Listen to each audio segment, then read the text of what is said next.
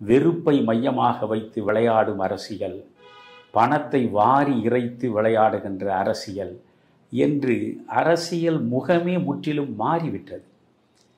இப்படி முற்றிலும் மாறிவிட்ட இந்த அரசியல் சாக்கடையில் இன்னமும் நாம் நின்று இதை துப்புரவுப்படுத்த முடியுமா என்ற கேள்வி எனக்குள்ளே எழுகிறது.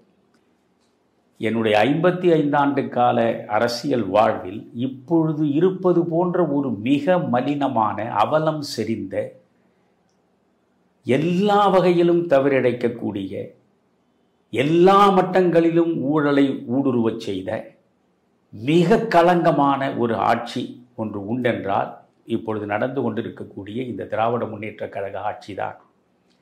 திராவிட முன்னேற்றக் கழகம் மீண்டும் ஒரு முறை ஆட்சிக்கு வந்தால் தமிழகமே சுடுகாடாகிவிடும் என்று நான் 2021 தேர்தல் பரப்புரையில் தெளிவாக சொல்லி இருக்கிறேன். ஏறக்குறைய என்னுடைய கணிப்பு அப்படியே தான் நடந்திருக்கிறது.